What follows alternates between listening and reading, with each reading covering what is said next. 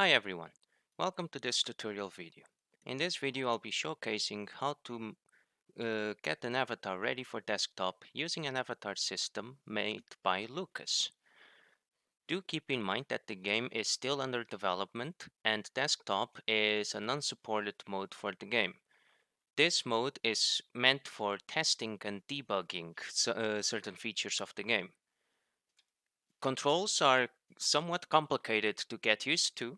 However, for those that are still unfamiliar with the control schemes, a link will be down below to show you the wiki page that shows you all the current controls for desktop.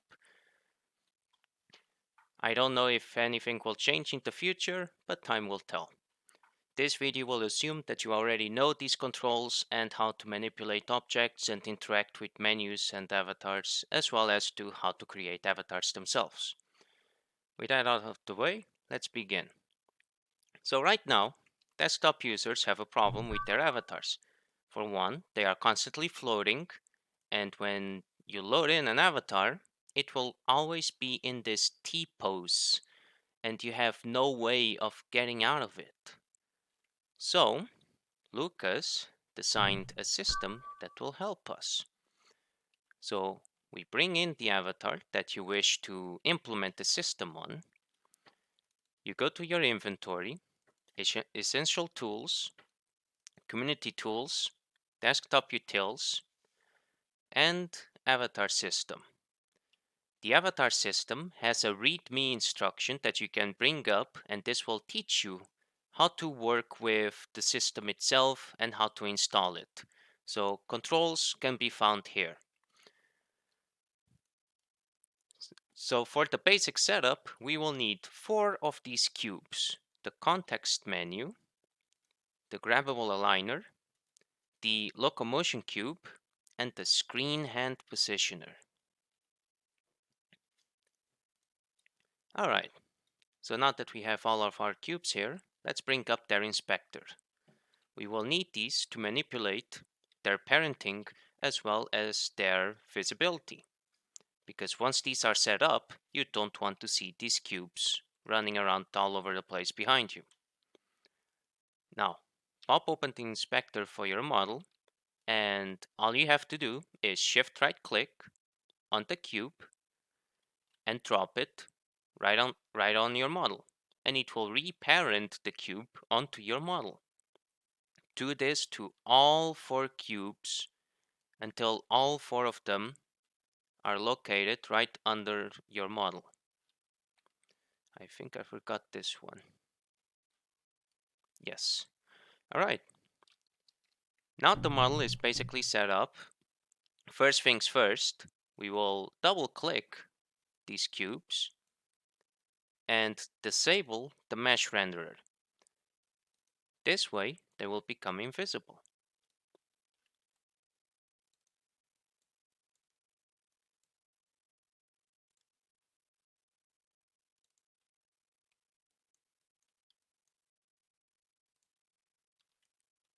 Right, with them out of the way, we can now save our model. So save him where you want.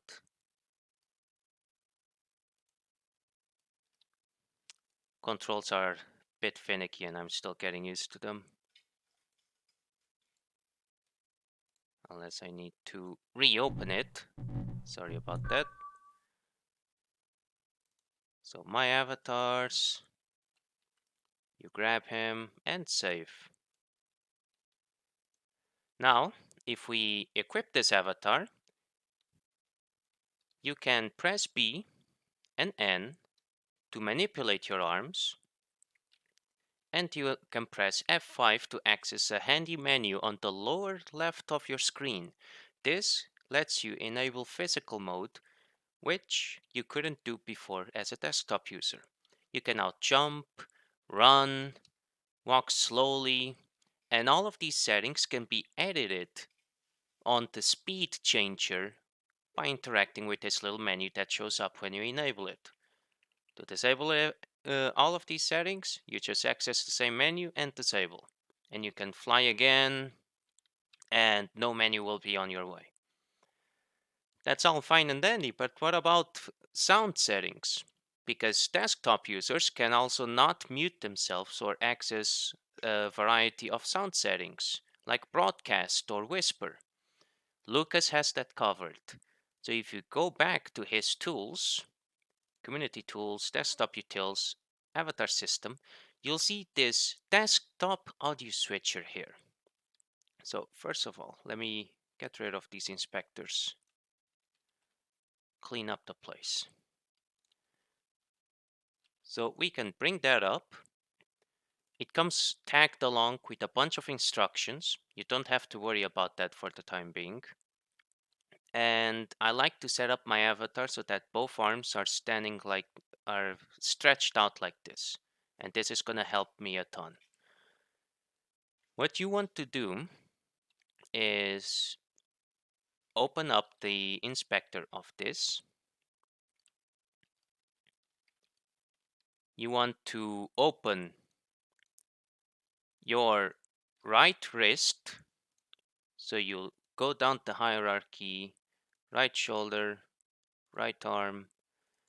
Gonna double click this and do this, makes my life easier, and it's here. And I'm gonna reopen this inspector because we're going to need things here on the head proxy.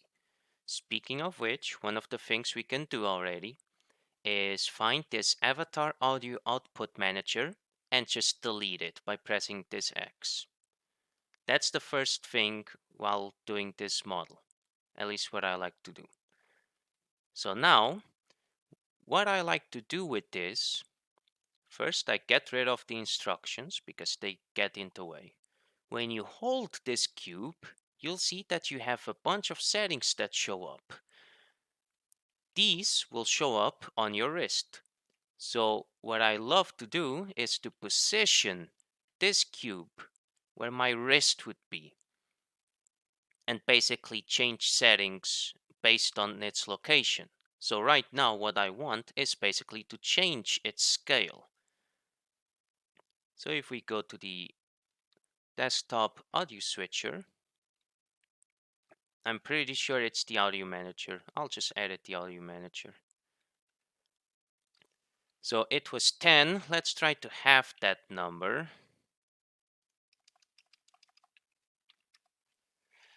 There's an easier way to do this. There we go. Be sure to press enter, or if you try to move forward, you'll just type in the box. So it's a bit small, but I want a bit smaller. 3.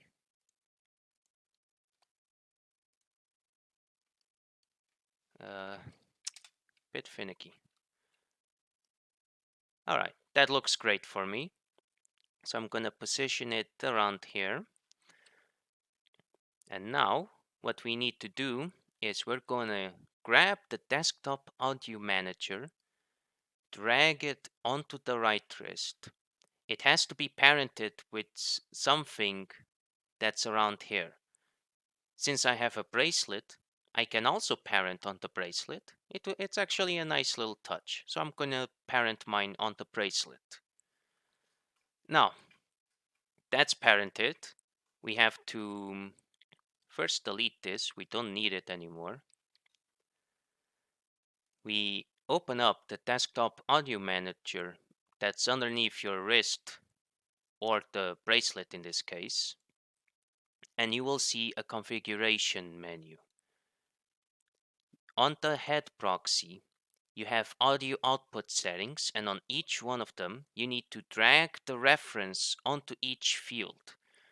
So for the first one, enabled, you shift right click on enabled where it says audio output, and then let it go on reference. This is how you have to set up for every single field, and they are pretty self-explanatory as each name of them is basically the field that you have to drag in onto reference, with the exception of one thing, which I'll cover once I finish doing these to show basically how it's done. It's basically just the same. You select the setting that you want to put into reference, and you drag it onto the reference. Although I keep forgetting how to double click. There. Now, on the last one, voice range visual active, what you have to do is basically under the head proxy, you'll find a voice range visual. Double click that, and all the way to the top, you will see something called active. You drag that onto the reference of that, and you're set. The avatar is ready to be used. So you can save it again. Every time you grab the model, the audio settings will show up. That's perfectly normal. So save your avatar on your folder.